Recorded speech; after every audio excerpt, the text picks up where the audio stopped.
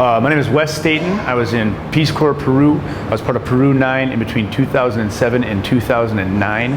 My wife Cassandra and I were stationed in Celandine, Cajamarca, which is up on the north, about as the crow flies, about 120 miles south of the southernmost tip of Ecuador. Now, any stories that strike you? Maybe touching down or whatever, just stories that strike in your memory. As you understand, everything about that experience is a story. Okay. And until you sit down and then all of a sudden you're here back in America and you're drinking a beer with somebody and they say something about, oh man, the police, and all of a sudden this story pops in your brain. It's like you've got a story for everything from that experience, and that's what's so beautiful about Peace Corps. When people ask me what that experience is like, I'm an English teacher by education, so I say, take an adjective, make it a superlative, put EST on the end of it, and that was Peace Corps. It was the hardest, the funnest, the easiest, the weirdest, the craziest, the coolest thing I've ever done in my life, and all of those stories have become a part of that.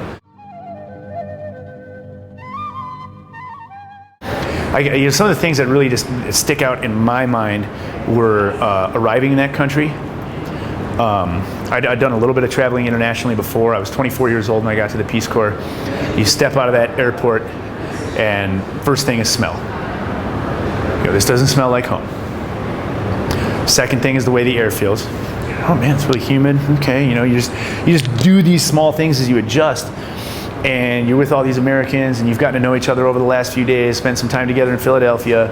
You throw your bags on this bus, and that moment that you drive out of the airport and you look around, and obviously airports in large cities are never in nice neighborhoods. You look around and you go, and then all of a sudden the bus goes silent. And everyone as they ride is just looking. And every head is just looking out the window on both sides of the bus. And I don't think none of us talked about that. And I'll never forget the part that just burned in my brain was driving by people burning trash in the street next to just a completely graffitied covered building. And I was going, all right, here we go, man, 2 years of your life. And I'm from Fargo, North Dakota. So Lima, Peru is a fairly large, crazy city to me that I'm looking at going, oh, all right. You get there, you meet your host dad, and he looks at you and goes, ¿Cómo estás? And I say, muy bien, ¿y usted? And he says something back, and I go, whoosh. 7 years of classroom Spanish in Fargo, North Dakota does not prepare you for a native, fluent Peruvian Spanish speaker, period. Period. So just some of those funny language blunders that you would run into still, even after time. I remember two of my best ones were the Peruvian word for pregnant is embarazada, or the Peruvian word, the Spanish word is embarazada. That obviously sounds a lot like embarrassed. So to say I am pregnant is estoy embarazada.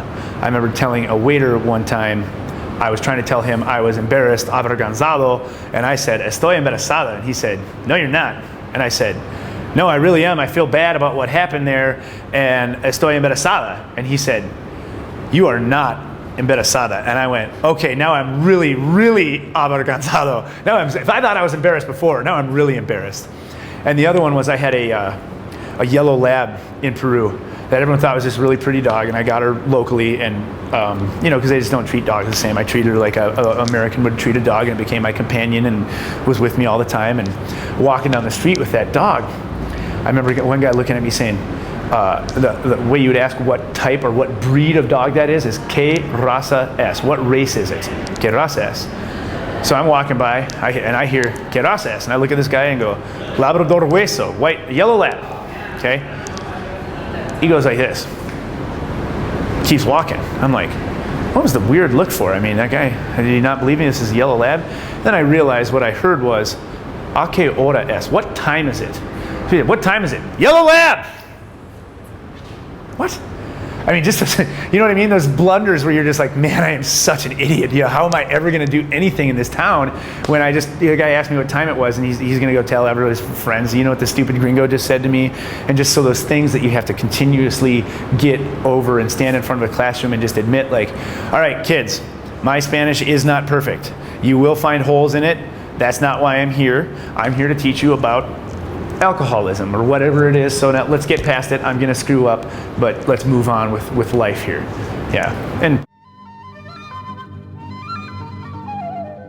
I remember getting a phone call from our country director one day asking me what exactly the situation was. Wait, slow down just a little bit. Okay, Yeah, go ahead. Yeah. Oh, okay. Telling me or asking me what the situation was in our town at the moment. And I said, could you please clarify that for me, Mr. Hirsch? And he said, well, I'm listening to the national news, and according to it, the police are no longer in your town, and the vigilantes have taken over the police station. And I went, well, that's news to me. So my wife and I, we lived right on the Plaza de Armas in small town South America life on Friday evenings. On Friday evenings, you Darv Weltas, you walk circles around the plaza. So my wife and I looked out the window and realized there was not a soul to be seen in the plaza. We went, all right, something's a little weird here. So we walked down the street to go check out the police station because we obviously have to go see this. As we come around the corner, literally the police station is in flames. They have all of the cars in front of the building lit on fire, and the rest of the town is lined up watching this. This is now turned into Friday night entertainment. And it's just those stories like that if you were to say like this happened in a town in Indiana today, what? No, that just doesn't happen. So then the next day they've got the SWAT team that they flew into Celandine, and that they've got, guys standing on corners with grenade launchers, and you're going, you've got to be kidding me. How does this happen? So there's stories like that about the lifestyle that's just so crazy. We had this radio show working with these youth, and they would pick the topic. Like I was saying, Peace Corps has an AIDS initiative now where they want you to do something in the month of December for World AIDS Awareness. So for example, on December 1st, on World AIDS Day, my wife and I chose a topic. We said we were going to be talking about HIV and AIDS right here in Peru, not only here in Peru, but in the Department of Cajamarca and in the province of Celandine. So it was their job to go out, recruit the medical expert to become and get interviewed on the show. They had to draw up the interview. And the goal of this was to create self-esteem in women in a machistic culture, to give them the voice and to say, no, you can be on the radio, you can be this personality, you can interview professionals, you can be a professional. This is your life to live, and you go ahead and you do it. So the best thing we got out of that, we had a gal named Sharith Alexandra Rojas. We sat down, and her first night, she went, Bienvenidos a ahora que yo soy Sharith Alexandra Rojas, and she just went, and she was just a natural. And it was unbelievable. And we worked with her on that for a year. I think 8 months ago, my wife and I got a Facebook message. She is now in the city of Lima in her second year studying broadcast journalism. I get goosebumps now when I tell you the story. That's what it's all about. That is a difference that we made. And then also on that radio show, the owner of the radio show, they had a little boy named Carlos, who was a 12-year-old kid who became my buddy. And he was flirting with all the girls because they're like 4 years older and stuff like that. So he would love to come hang out when we were doing the radio show.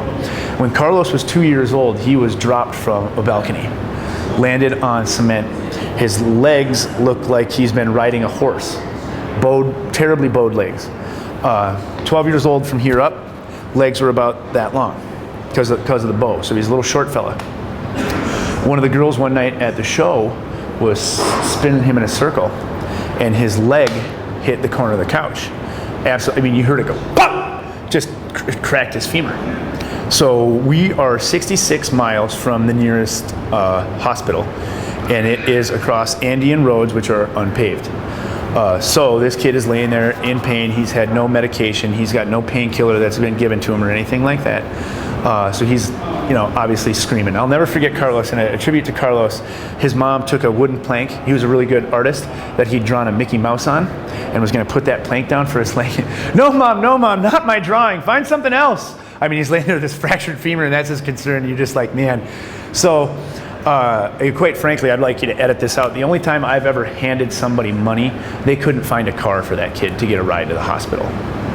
I walked up to his dad and I handed him a 100 Soleil bill, which is the equivalent of 33 American dollars. And I said, you get this kid a car right now. And wouldn't you know it, a brand new Chevy Silverado showed up within about 10 minutes because they had 100 Soleils. So we got this kid to the hospital. And in Cajamarca, it happened on Friday night. And they said, oh, the doctor's gone till Monday. So they sat this kid here till Monday. Broken femur, no painkillers, no cast, nothing. So his mom had been in touch with me and said, oh, this is what's going on, and this is what his state is, so we don't know what we're going to do next. We need to get him to Lima. Money is an issue, and she never asked. She never asked for money. I had a relationship with a local rock band, Los Zancudos, which is Spanish for the mosquitoes. And these guys were really popular in the town that we lived in. So they agreed to do a show for us, pro bono.